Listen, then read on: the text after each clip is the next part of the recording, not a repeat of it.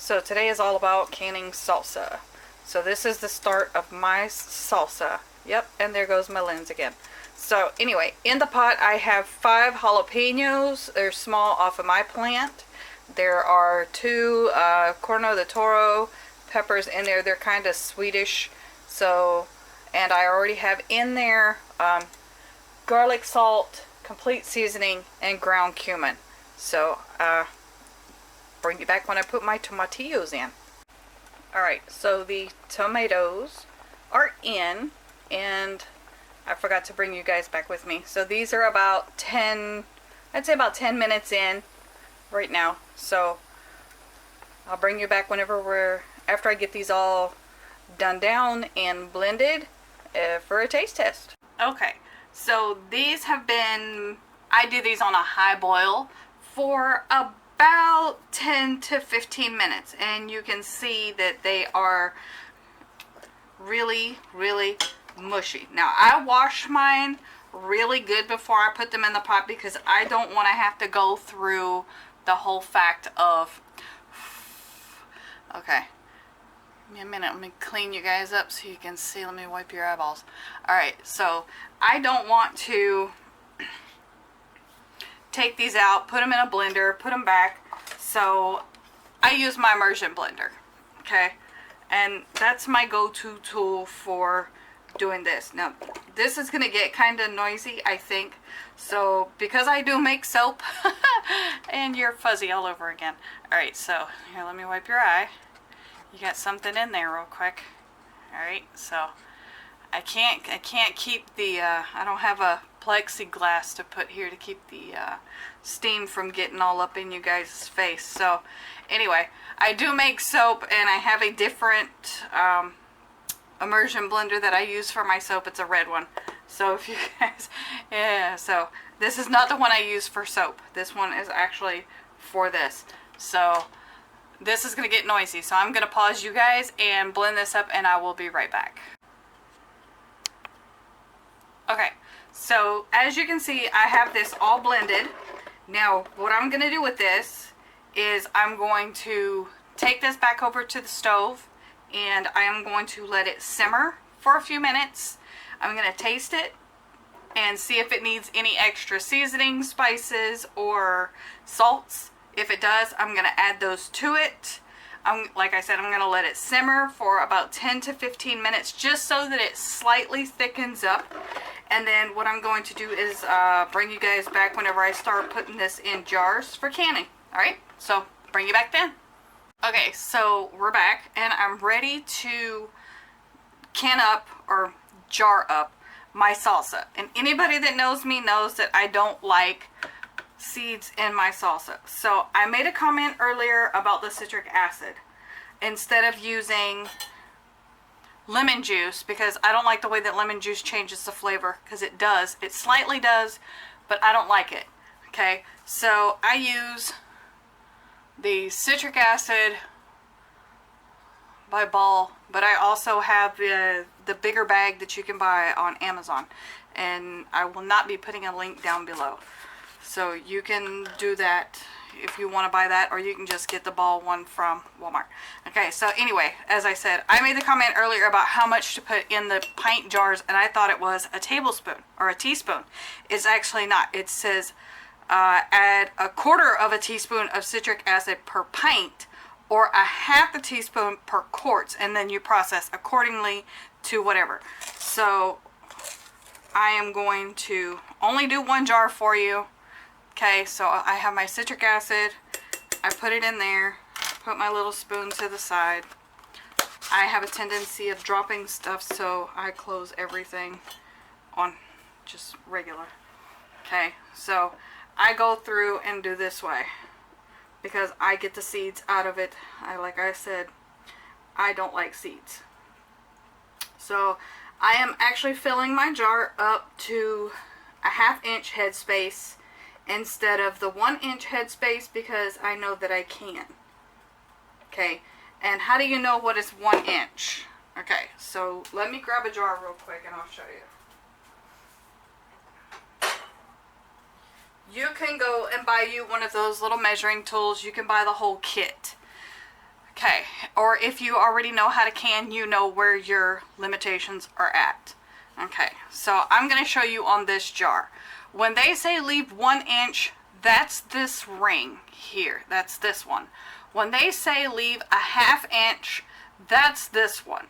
When they say go all the way up to a 1/4 inch, I bring this around and I come to where the jar is put together and I go just at that lip. Okay, I put it like this so you could try to see where the jar is actually pieced together, where they made the jar. So I will come about a 1/4 turn, a 1/4 turn, and then here, because that's pretty much in between this space, which is here. So this is where I consider a 1/4.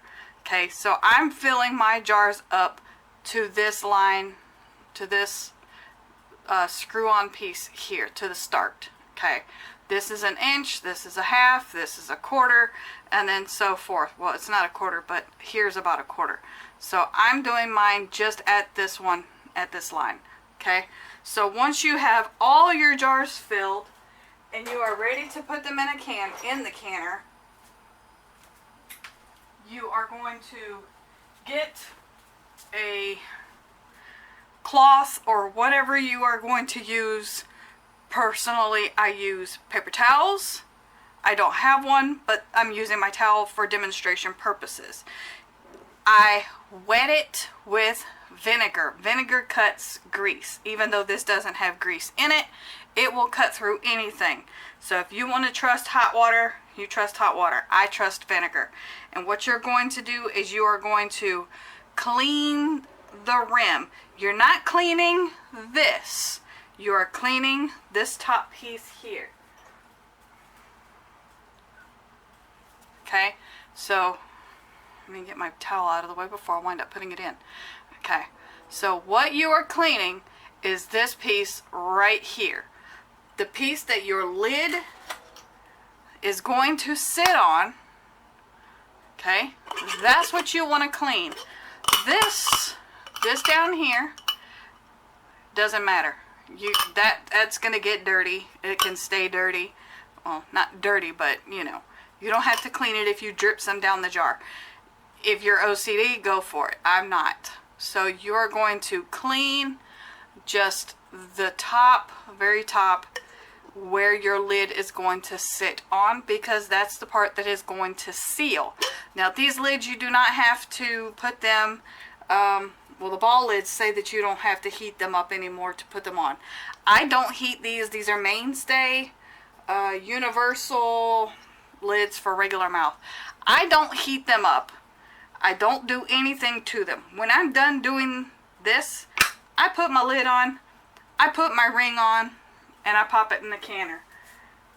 Okay?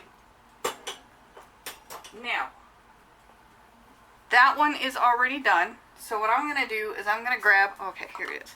Okay. Now, when you put the lids on, and it says to put it on finger tight.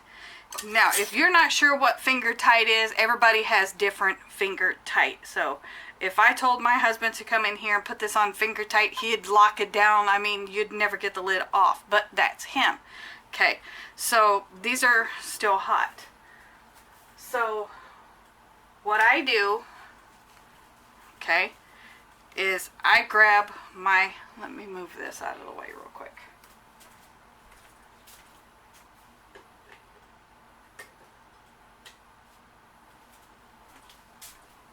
Okay, so what I'll do is I will grab my jar and have it. Now you see, when I tap that, that loosens up. Okay, so what I'll do is I'll put it like this on the counter, and I will hold the top with my hand and spin the bottom. Okay, so we'll say that this is loose.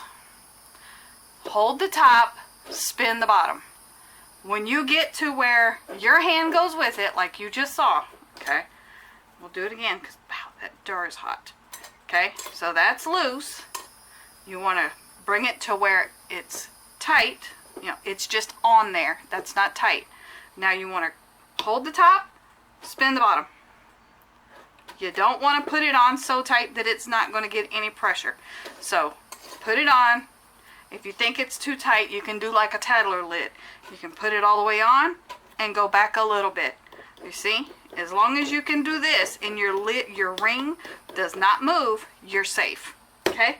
So that's that. I'm going to put these in the canner.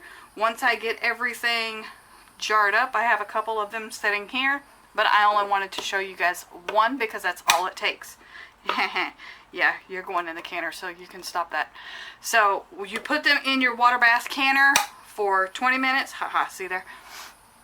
You water bath can these for 20 minutes. If you do not use lemon juice or citric acid in your product, you must pressure can them for, I believe it's 20 minutes or I believe it's 30 minutes.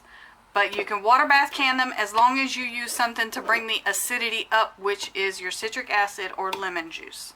Alright, so as soon as I get all of these done up and in the canner, I will bring you back. Okay, so I figured I'd bring you back to show you one more. Okay, so as you can see, I'm going to zoom out just a little bit. I use a measuring spout cup. And you can see I already have my citric acid in the bottom of my cup. And if you worry about it not mixing in, don't. It'll get mixed in whenever you water bath it. The reason why I use the spout is because it's a little bit more controlling. So let me turn around my jar and give it a whirl. And if you do this way, you don't have to worry about cleaning off the rims most of the time. Now if you have something that's going to leak down the side of your jar, or if you overfill, or what have you, just clean it up. So, and there you have it. You have a clean rim, the perfect amount. Your citric acid is in. I have leftover from me. And there you have it. That's it. Give your rim a second around with your cloth. Put your lid on, put your ring on. We'll go as soon as I get my canner ready, and we'll put everything in the canner. Okay, so I'm back, and I have 5 pint-sized jars, and they are in a pot with water over the tops of them because that's what it needs. And I'm going to process these for 40 minutes in here, and I will bring you back about halfway through. So I still have to wait for this to boil, put the lid on it, wait for it to boil, and put the timer on when it starts to boil. Okay, so I'll bring you back when it's about halfway done. Okay, see you then. And we're back. These are done. They have had time to cool down. They are completely cooled. And don't forget, whenever you put your jars in your water bath or your pressure canner, add some vinegar.